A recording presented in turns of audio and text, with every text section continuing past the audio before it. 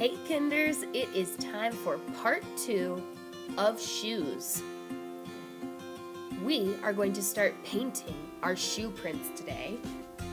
But before you start, you might want to think about using a pencil and drawing a few decorations to give you ideas while you paint. You can use shapes like hearts and diamonds and circles. You can use lines. We know a lot about lines now.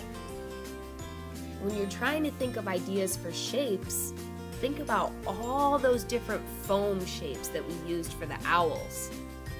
Maybe you could use one or two of those. The only thing you need to keep in mind is that your decorations and designs should be big, because the paintbrushes we're using are kind of big, and we have to paint in all of these shapes, even those skinny ones, those little tiny ones you may have drawn.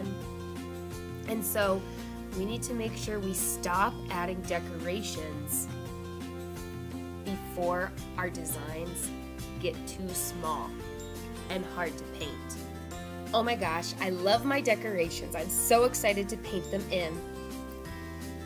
One tip before we start painting is when you pull your paintbrush out of the water, do the pinch and twist. Keep your paintbrush over the water, pinch the hair with one hand, and twist the paintbrush with the other. It really helps the paint to stay where you want it to stay and not get too watery and runny.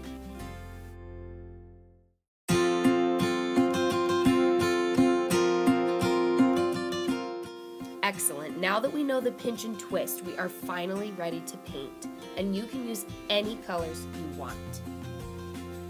Here I'm using orange, and I'm going to paint in this heart.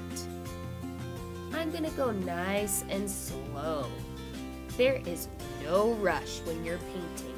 You want to stay neat and tidy and keep your shapes clean.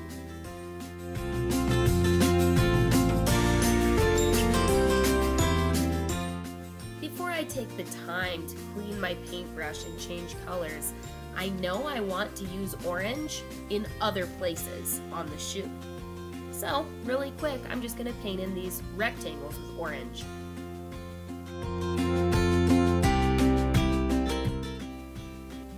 Alrighty, after I finish painting in these rectangles with orange, I'm ready for a new color, and I choose purple. But no way can I dunk that orange paintbrush into the purple. No way. I've got to clean it first in the water really well, and do the pinch and the twist.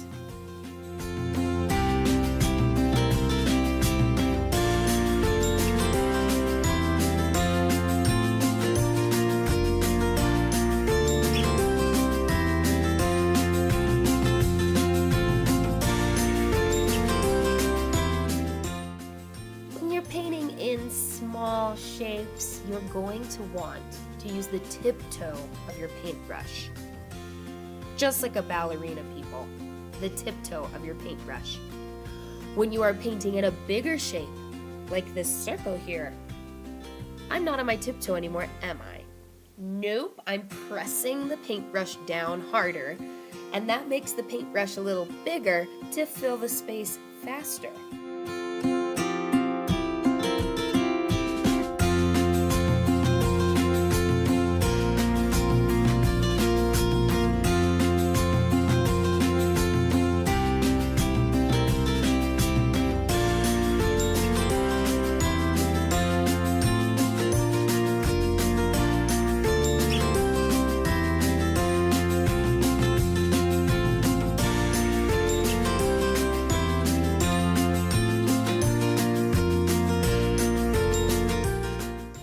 Wanted to stop here for a minute and show you how it helps when you're painting small things like this area right here that I'm painting. You can hold down your shoe with your other hand, and you're going to get paint on the table when you paint the edges of your shoe. That way you don't have any peekaboo spots on your shoe. You know we can just wipe the paint right off this table at cleanup time.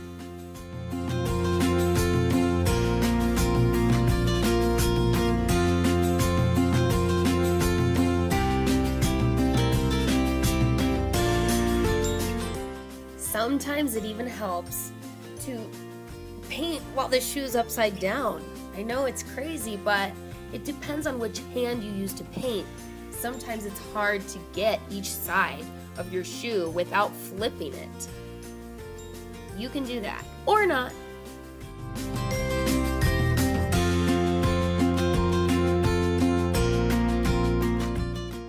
Remember, everybody, painting is not a race. It takes time. So slow down and try your best to be careful.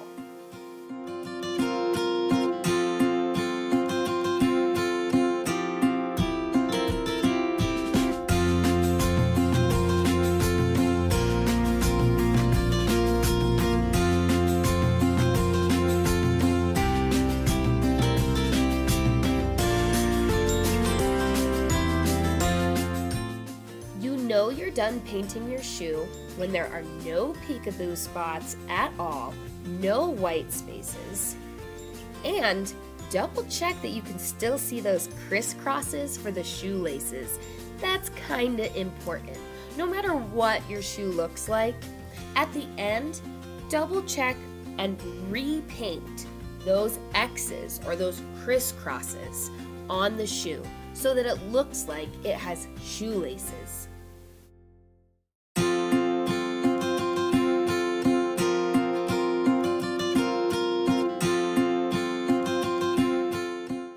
As long as Mrs. Toth is giving you time to paint, you should be painting. So even though you might have thought I was done, well, there's more things I could add because I have more time.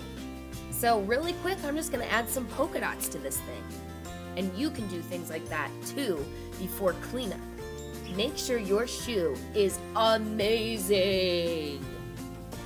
When it's time to clean up, your shoe needs to go in the drying rack. Your paint tray needs to go on the black tray on your table. And so does your water cup. Then wipe it at table.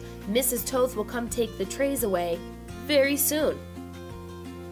In part 3 of this project, we're gonna add a real string to our shoes. We're gonna learn how to tie some shoes, ladies and gentlemen.